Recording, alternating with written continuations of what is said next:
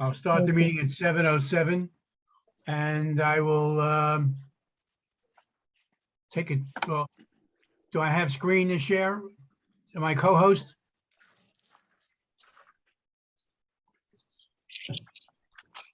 Am I okay?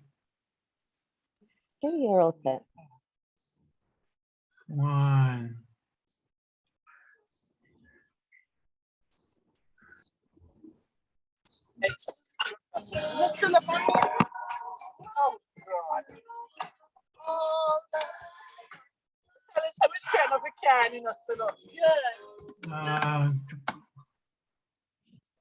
I need to curse a little bit. Come on.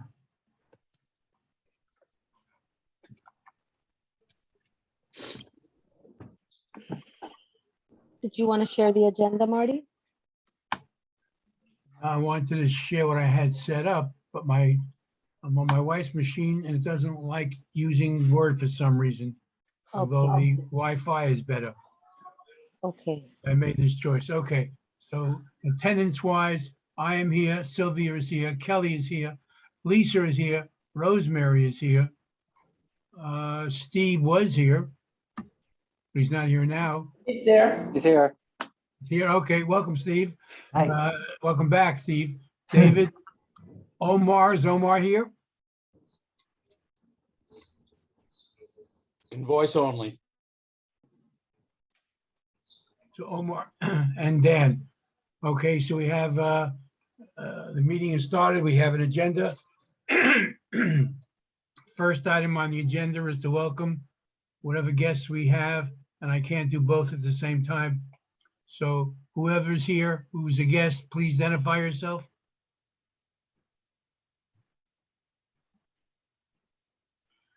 Okay, nobody wants to speak. Approval of the April minutes. Anybody? Any comments? I make a motion to approve the minutes. Second. Okay, anybody opposed? Minutes are approved unanimously. Up to chairs, oh, that's not true. Now, chairs report. I really hate doing this again. I am tired of it. But is anyone, we've discussed it a number of times, the issue of wordsmithing. I was asked at the last both executive and LRE meeting about the sense that I didn't ask the right questions. And so you all have copies of all of this correspondence, but I go right here to this thing that I received from Kristen O'Neill, which confused a little bit, but she gave me 6 advisory opinions to look at. I looked at all of them.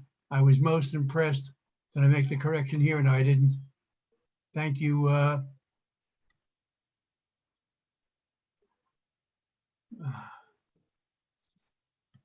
Thank you, Dan. But the issue for me and what I've raised with the executive committee, as I promised I would, is that this line here, which is from the original, signed off on by then chair of the of COG, Robert Freeman. So in that kind of circumstance, irrespective of the nature of content of the communication, even though each person on the list has received the same message, and even though the message might engender a response, we do not believe that the transmission or receipt of messages or information by means of email would constitute a meeting, or that the open meetings law would be implicated, unless, of course, the response involves a vote. That is not what happened in the issue we were talking. I am not going now into hypotheticals. This is what the issue was. And as I noted at the last board meeting, as parliamentarian, this was my opinion. And I said I would bring it up at the next executive, which is what I did. We had a discussion there. Everyone wasn't happy, but this is where I stand now. And again, you have all of this correspondence. Are there any questions? Um, I don't know how to do this. yeah, I read that advisory that was given. I don't necessarily believe that it's on point, but again, I don't really want to continue doing this. And I'll just kind of like leave it there. David? Yes, it's in a similar fashion. I think that this whole wordsmithing thing and the changing of language goes against the spirit, if not the fact of open meetings and public consideration. And I think it'll come back to bite us at some point, but I'll just leave it at that for my vote. Thank you. Okay, well, I'm not asking for a vote, but thank you. Rosemary? Okay, so, and I'm gonna be, and I think in a similar vein, and I said it at the executive committee meeting, we shouldn't be involved in how many angels can dance on the head of a pin. I think maybe you said that Marty at some point. The issue is not that it's simple. I don't want to say it's simple, but we should be guided easily by the intent of the open meetings law. I said it the exec, I'm going to say it here again.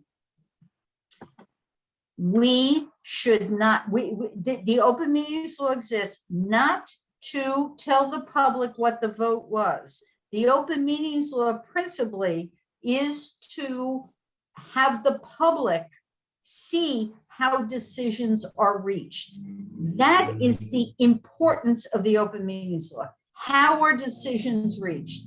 And to the extent the meeting's over, we're going to make decisions outside of the meeting. We're going to, it just goes against the importance of the open meetings law. The public has a right to know how decisions are reached. The pluses, the minuses, the fights, the amendments, the whatever it be, as messy as democracy can be, they have a right to see that. That's what the open meetings law is about. And I think we've been dealing too much with, well, suppose we say 2 sentences beyond the meeting. That's not the issue. And I said it at exec, please, every chair should be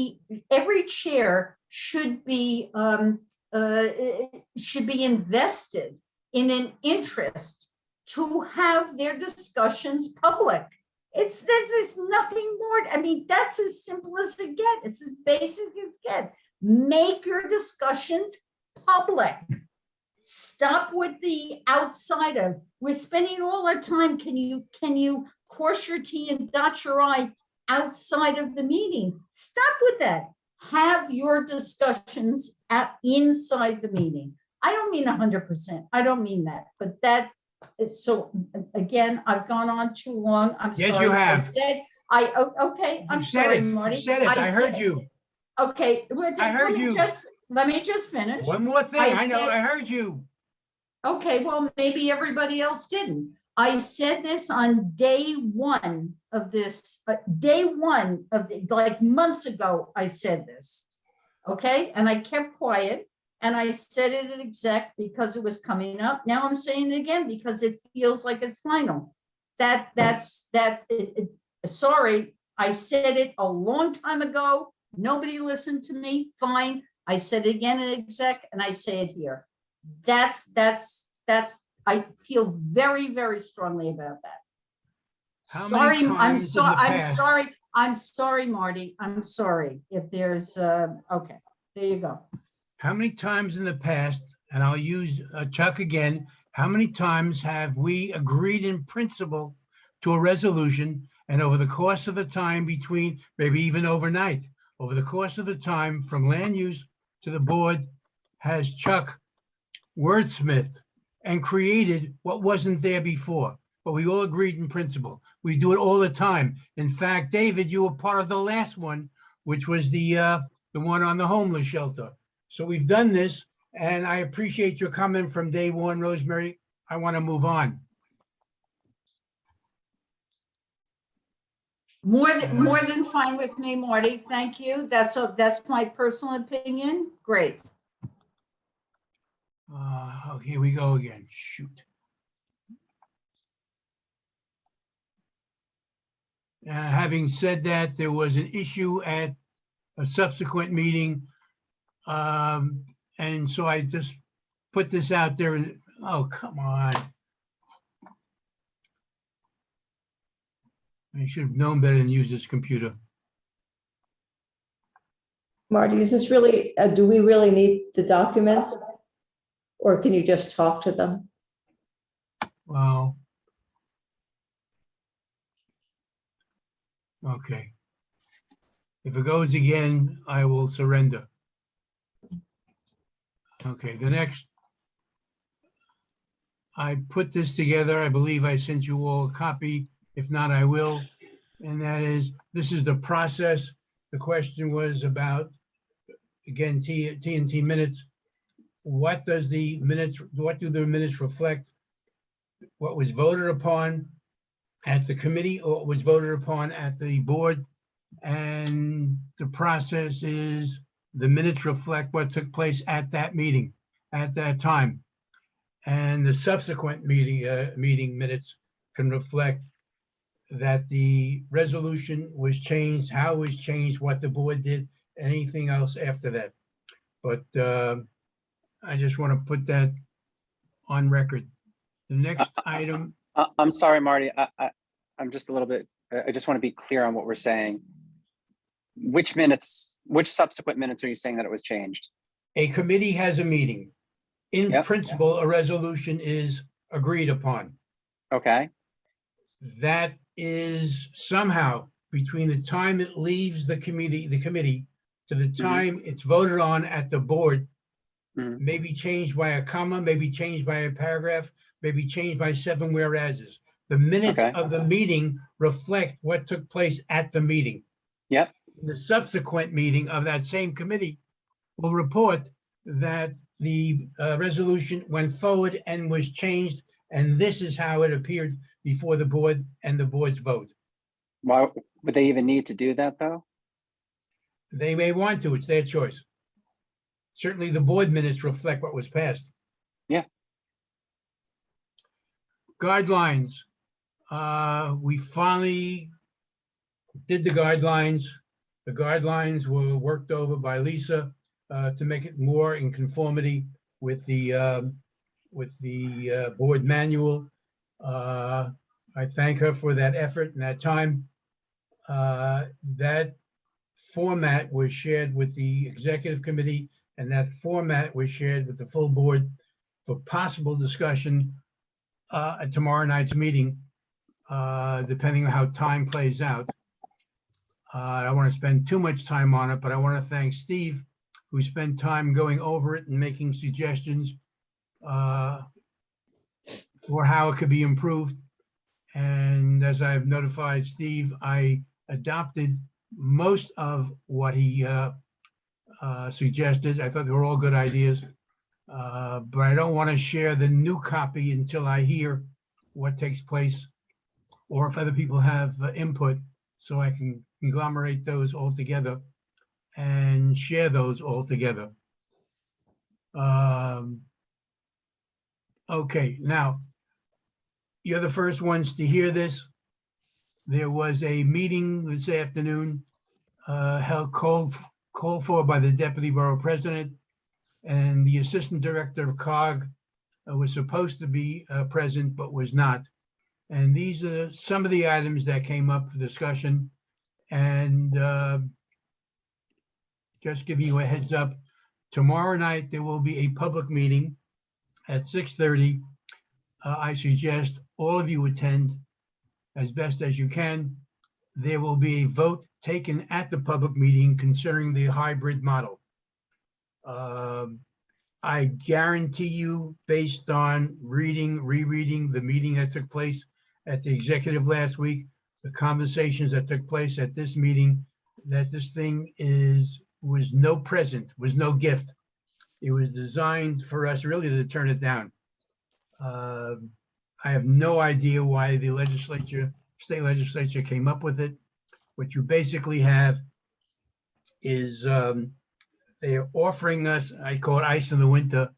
They really don't want us to bite. And so they're making it as restrictive as possible. Although there were some loopholes, and the more the questions were asked, somehow these loopholes came up. So first, I need to know that tomorrow night, there will be a vote. The public meeting and a vote have to go together. If there's no quorum, there's no vote, there's no resolution. Question came up at the executive committee, and there seems to be still some confusion, because each time the question was asked, another answer came up.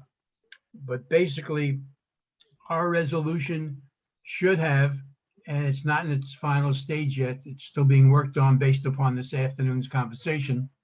So as far as practicable, it wasn't practicable to put it out 24 hours in advance. But the question came up, if we vote to have hybrid meetings, can committees, if they choose, have in-person meetings?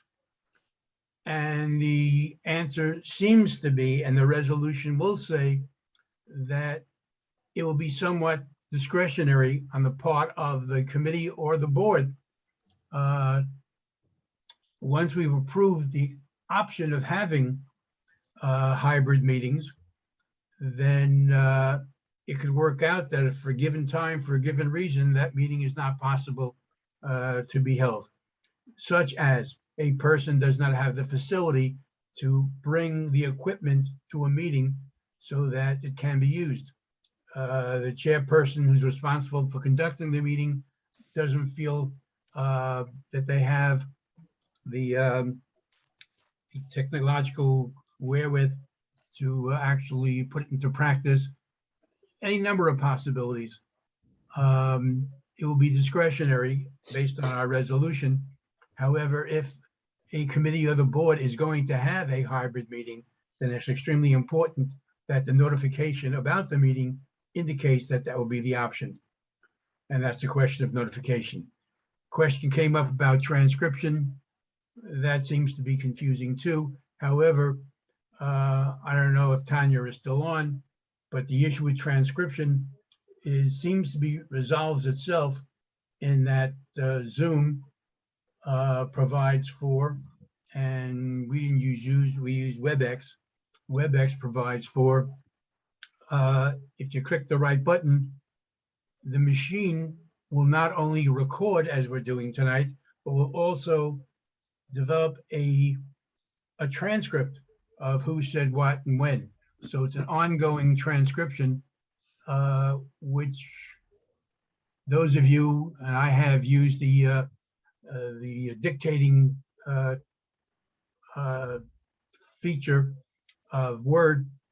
And when I do that, I have to go back and do a lot of wordsmithing because the machine doesn't hear the words as I said it. And I get all, you ought to see what Walpuff looks like. And when I get my messages on my phone from someone named Charles Murda, I have to figure out that that's actually Murdla, not Murda. So the transcription may not be accurate, and but that will satisfy the requirements. An issue of extenuating circumstances, our resolution needs to indicate what those extenuating circumstances can be. As I say, the legislature writing this law was not particularly, we're not trying to give us the latitude to do this, trying to make it very restrictive. So extenuating circumstances have to meet a certain criteria. The resolution should say what those are. And this is the one I'm most concerned about, because if someone begins to abuse it, the ones who are going to be distressed by it are fellow board members. Also note that the minutes of the meeting have to reflect who is present at the meeting and who is there as a hybrid, and the reason why one or all of those people were hybrid. So that's a quick review of what took place this afternoon. Does anybody have any questions on hybrid?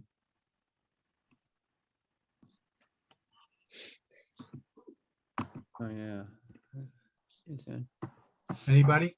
Yeah, just briefly, Marty, just a straight answer. The committees can do something different than the board. If they do something different than the board, is that done on an annual basis? Or is that just each month? Meaning like, do they make a decision and say, hey, for this fiscal year, we're not going to do it, this The committee? resolution will say, and again, the resolution, last conversation with Laura, the new resolution has not been written up yet. Mhm. So I can't tell you what it says.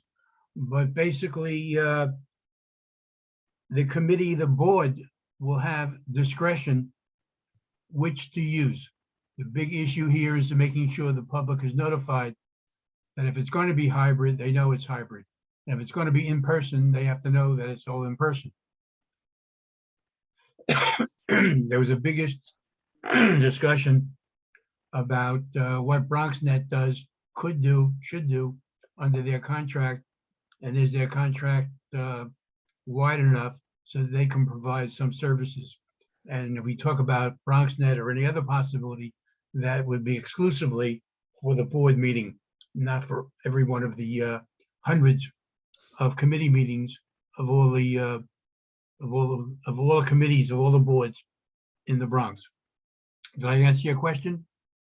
Mm, sort of. Well, that was the whole thing. The answer seemed to change every time they responded. But we took from it. Laura was there, Kira was there, well, online, and I was online. Mhm. And the impression is that, yes, from month to month, a committee could make a decision, but the public needs to be notified of what situation will be. Laura, what else? Another issue you raised, and I don't remember at the moment what that was, comes back to me. Anyhow, oh yeah, the other thing that was raised is the resolution. The resolution as was written before this was to give us a 1-year sunset to decide whether we wanted to continue it or not. This new concept, this hybrid, is good for 2 years, but we would have a 1-year sunset with the option of renewal. I think the new resolution may say 6 months rather than the full year. But then again, we have to have after June 9th, we need to have in-person meetings. I do not know when. Kira seems to think that it's relatively easy for her to get it done, but I'm not sure we're in a position yet to have hybrid meetings. That we need to just find out. But assuming we're not prepared for it, then June 9th and September and October, until it's ready, we're gonna have to, and that's part of the resolution too, when we're capable of doing it, we have the option of having hybrid meetings. Anybody else? Just for clarification, can I ask a question? I Only think if it's Amelia was clarification. first, actually. There were a lot of hands up already. I can't see He's them. not calling on hands. Well, I will tell you, Camelia's hand was up before even Dan's or mine. That's fine. Then go No, ahead. I'm not a member, David, but Yeah, thank you, I'll but I call- would appreciate. I'll the call on opportunity. Camelia after the committee members. Okay, in that case, I'm next. Go ahead. My recollection from Wednesday night was that basically if we do nothing tomorrow about this resolution on hybrid, we will be required to have, after June 9th, we were required to have all in-person meetings. But we were given the option to allow for hybrid meetings, which means you can have an in-person meeting or you can have an in-person and Zoom meeting. And what I will strongly urge tomorrow, like I mentioned last week, and I hope that this committee will get behind it, is that we support the idea of going with hybrid right now. because there'll only be maybe 10 meetings in June. It'll be a good test case. We can try it. The Zoom we know works. The only issue is, will it be those who meet in the office, or in the case of the actual board meeting, it's going to be at the Y, but let's put that aside for the moment. If we assume that all meetings will be held in the office on a laptop or a PC, using the big TV at the far end of the conference room, get rid of the table and just have a bunch of chairs. It's not going to be perfect, but then again, that's exactly how we went into Zoom. We had no idea whether Zoom was going to work. It actually worked out very well. My guess is that if we go into a hybrid mode and tell people there's very limited seating in the conference room, you are entitled to come, but you may not be able to get a seat. Thereby encouraging people to go on Zoom, which frankly, they're quite used to. The only downside to it is we may only have one camera on the laptop or the PC, whatever. Right now, I don't know if we've had any luck, investigating better camera options. But just that having a camera aimed at the chair of the committee is not horrible. So I think we can serve the community Depends who the best. chair is. Yeah, well, okay, but still, present company excluded.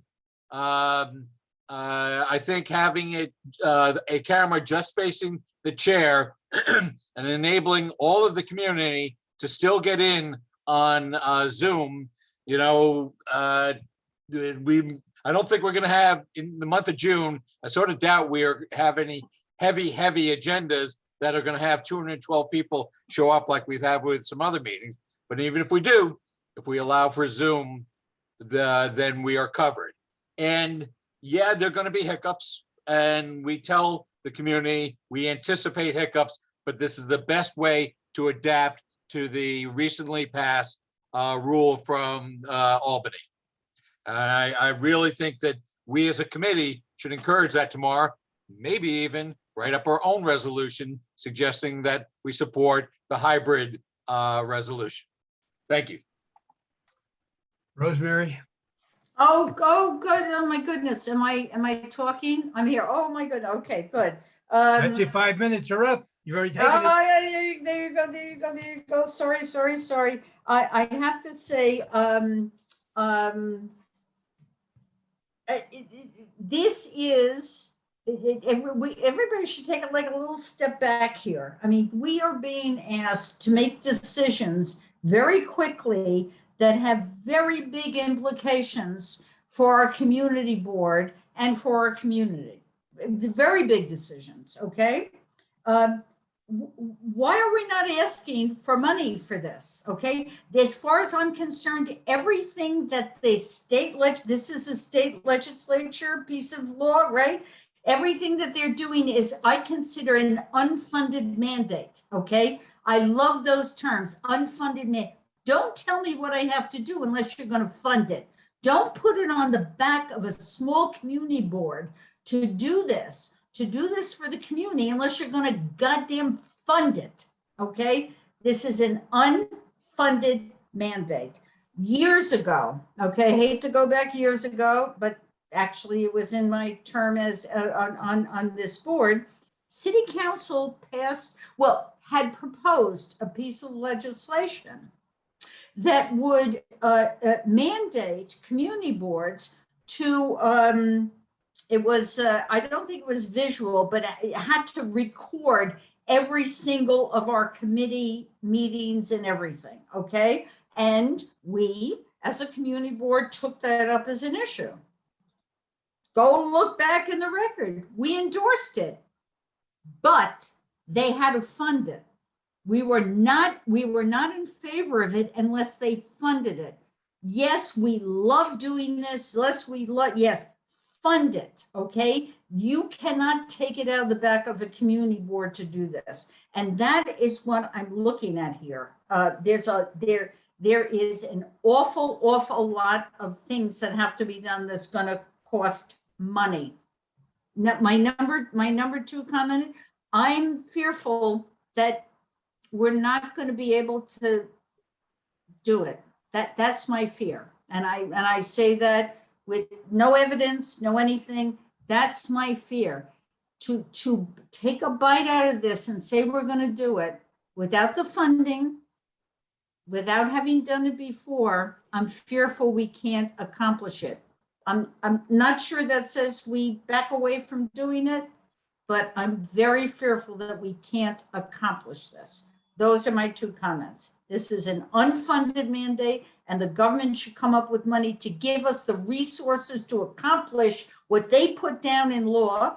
And I have a fear.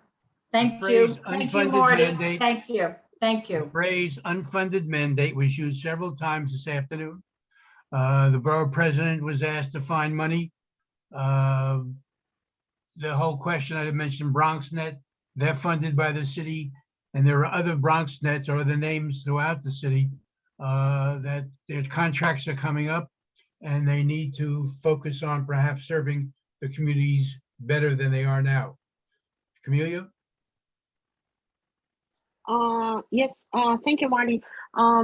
Just let me echo what both David and Rosemary actually said. As a person who has to organize twice a year meetings with hundreds of people, and we did it the past 2 years hybrid, technologically, it's a mess because you gotta pay attention to the people in the room, and kind of it becomes an afterthought with people on Zoom, but it's doable and achievable, but messy, so nothing compared to what we have so far. But my question to you, Marty, was a very simple one actually regarding the quorum issue. Just want to confirm my own understanding. If I understood correctly, quorum is counted only by people in person in the hybrid model. So as a committee chair, say assuming you have 5 members, but 3 decide to be just on Zoom and 2 in person, you have no quorum. So Correct. yeah, Correct. so I'm, yeah, correct, thank you. So I'm a little bit concerned because be frank, all of us would prefer Zoom, right? So I mean, there will be pressure on community board members to show up in person simply to achieve quorum. And I'm very concerned that this would then undermine legitimacy of the meeting. Even if you have 100 people on Zoom, they just simply don't count. So just wanted to make sure I understood correctly. I understand I do. So for board members, the pressure is to be in person to count for quorum, correct? Yeah. The question is, and the whole idea of hybrid, which makes no sense. This is the exemption we have, no big deal, is that so long as 5-member committee, 3 people show up, you have a committee, you have a quorum, all 5 can participate. 3 made the quorum. Yeah. And the vote taken counts, all 5 voted. Yeah, but you have to have the quorum in person, But based on in in person. order for there to be a quorum, there must be the people present. Yeah. This was ice person. in the winter. The impression was they didn't want us to do this at all. I have no idea why they even put this carrot out there, which is totally meaningless. David, last comment? Thank you. Yes, very quickly. Frankly, the technology to do this already exists. We've done Zoom quite successfully. The other half of the technology is really the camera, and we're not certain about it. We'll still be able to use what we already use. Like Marty, you're probably using a laptop right now. My guess is that a camera that would scan the whole room, sort of fisheye, would be probably $300 to $800. We don't know. We'll find out. But the other thing to keep in mind is we will be able to have between tomorrow and the first 3 or 4 weeks of June, we will have several meetings so that by the time we have our June board meeting, we can reflect on how well they went and we can say, oops, it didn't work, or let it go till September because we're not going to have any July or August meetings. I strongly encourage that we go for this hybrid model. Thanks again.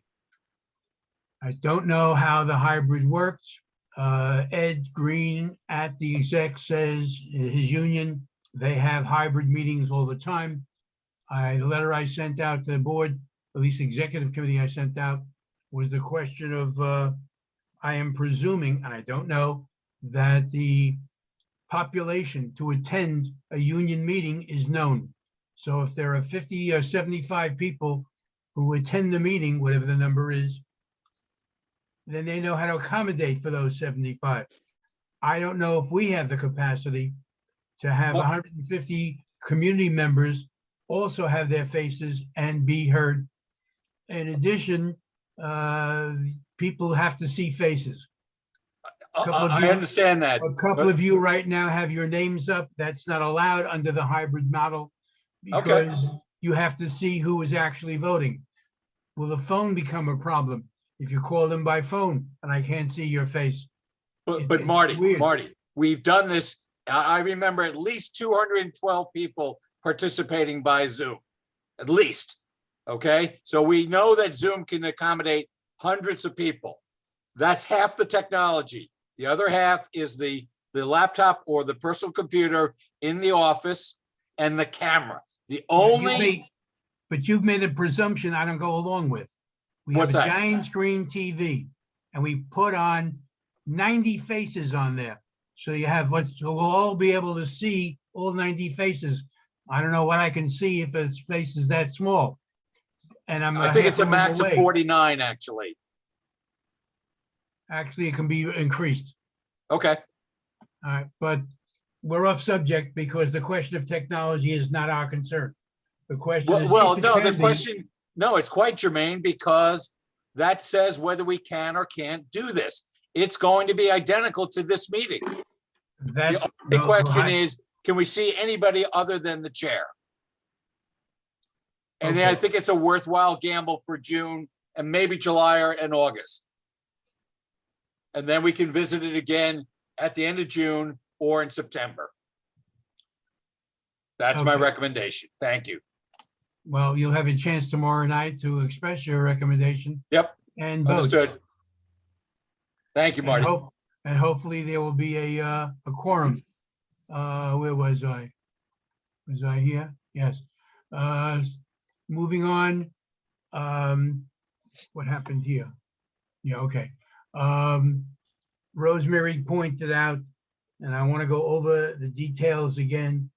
The question was prompted by Scree that every committee have some input and some concern about ensuring racial equity. And so it was suggested that the mayor's commission had come up with 3 items on the ballot. And my suggestion at that time was let's read those 3 items and see if there are areas that we can be involved in terms of content for committees. Rosemary brought up back in 2018, there was a memorandum from the law department which forbade us. And I still to this day think they were crazy and wrong, but I understand where they came from. This is as far as I'm concerned, this is a political document. The issue of term limits for board members was one of the items on the city charter revision. And lots of people, including our board, were somewhat distressed by this and wanted to speak out. And so to shut us up, item B here, it's unlawful, inappropriate for a community board acting as a community board to take a position for or against the Charter Revision Commission proposal. Now, I don't know if that's specific because it was term limits, but that is the case right now. And I haven't further checked if this loosened up in any way, nor do I care at the moment. But, and then it says, as an individual, you can do anything you want. So long as you don't identify yourself, you can identify yourself as a board member, but you're not speaking on behalf of the board. Rosemary? Okay, just so as not to complicate this issue in any way. What the law department was saying to us is there is a charter revision commission that is floating a lot of ideas. Community boards can hold hearings, can vote, can take positions. You can do any bloody thing you want to do. Once the Charter Revision Commission votes and it is a ballot proposal, verboten, you're not allowed to talk then because it's on the ballot. Okay, that's the difference. When they're bringing it up and we're going to talk about term limits, go in, go full hog, go ahead, have your hearings, do your positions. But once they decide and it's on the ballot, you're not allowed, we're a city agency and the city agency is not allowed to do that. It's that simple. You had tons of time to speak to this issue and chose not to. You can't pick the last minute to speak to it. That's what this says. Okay. It's no more complicated than that.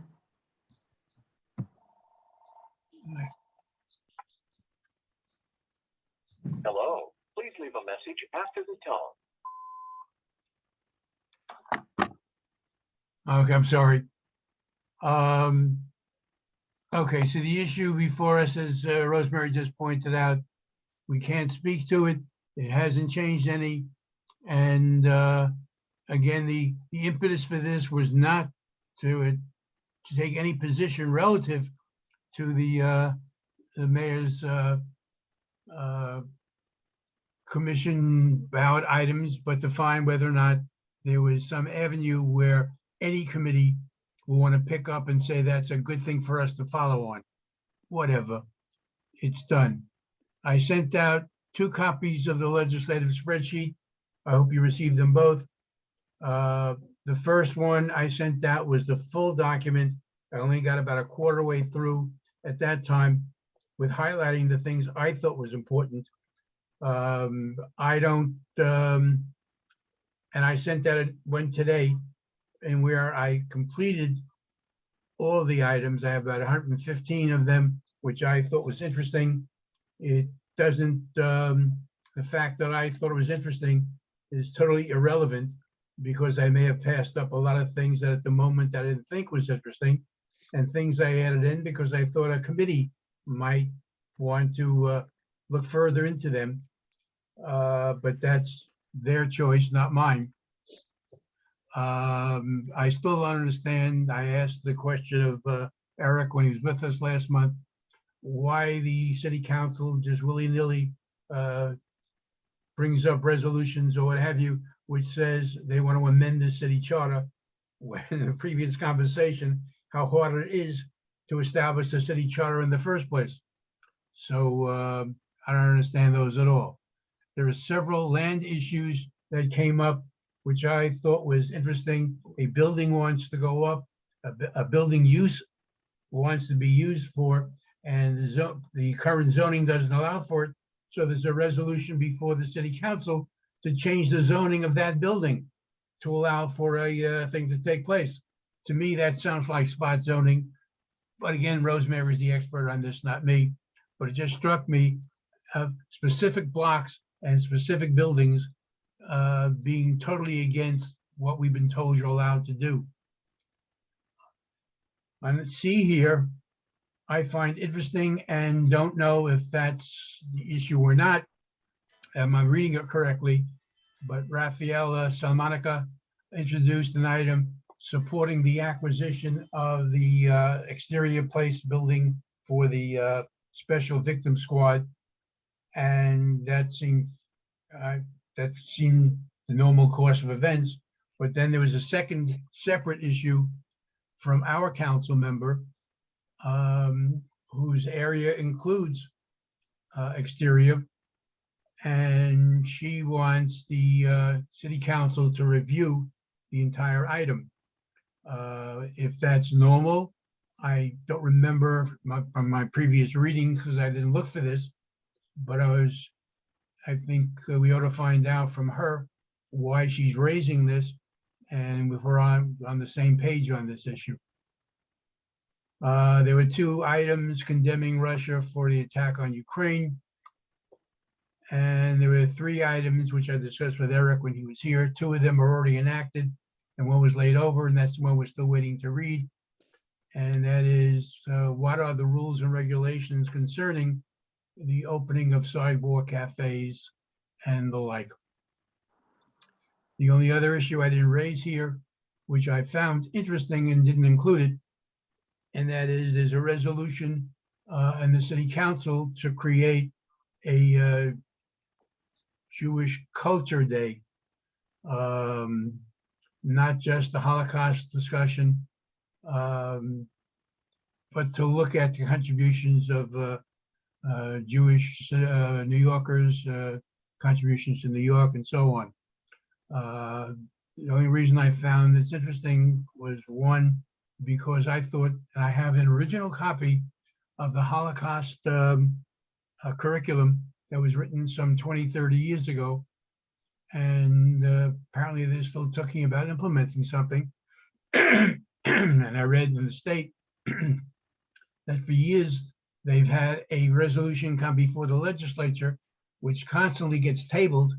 And that is for the legislature to have the state education department provide a report on how schools throughout the state are actually handling the subject and what they're teaching. And the state education department keeps pushing back because they don't want an outside agency of any kind overseeing, looking over their shoulder.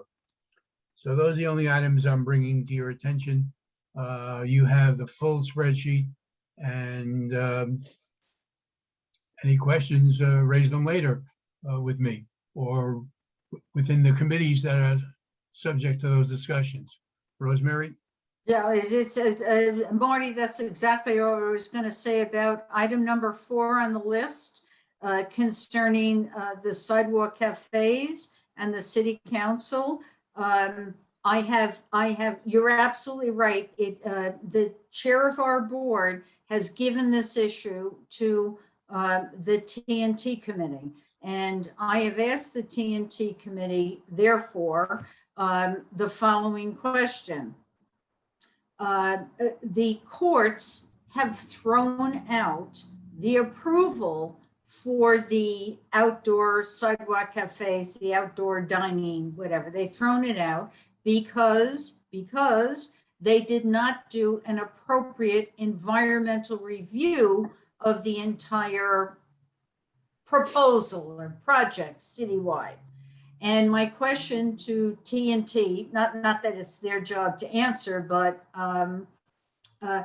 now what? What is the agency doing? Are they going to start an environmental review from the start? Or are they accepting the fact they have to do a full environmental impact statement? What are they doing to move forward? It's a simple question. Given what the court said, what are they doing? But Marty, you're absolutely right. It's not law, rule and ethics issue. It belongs in the committee of jurisdiction. You're absolutely right. But since it's on your list, I thought I would just add that. Okay? Thank you. Thank you. Sorry. Mhm. Thank you. Any other thoughts on this before I move on?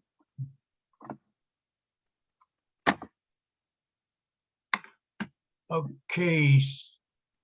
Camelia? Oh, sorry. Yeah, no, just to add for Rosemary a little bit of a good news, maybe.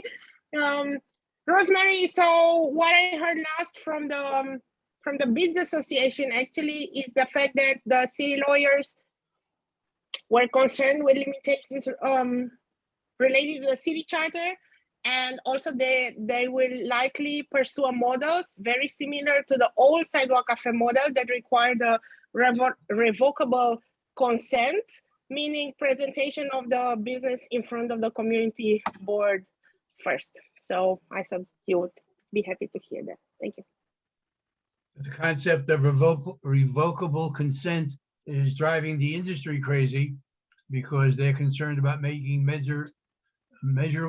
meaningful investments into their cafe and then be told a month later, you violated something, we've taken back the approval.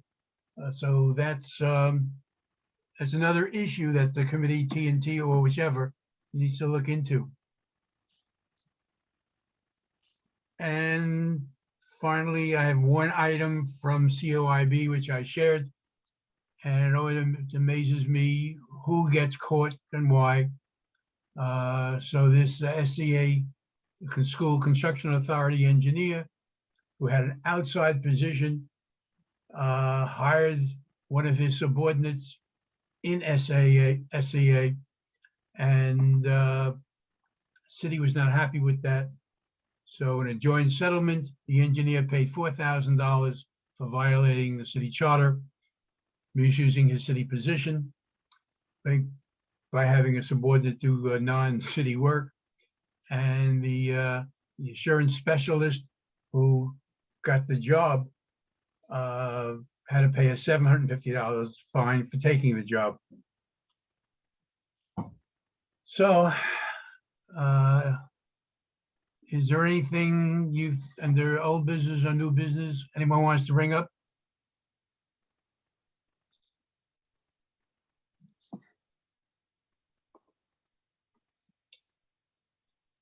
Okay, well, our next meeting, as indicated, is June 12th. Just note that this meeting will be by necessity in person. I'm assuming for the moment, it's going to be in the board office, which means everyone should wear at least 3 or 4 masks because we are going to be in close quarters. And especially if the 100 people we normally get shows up, we'll need more than 4 masks.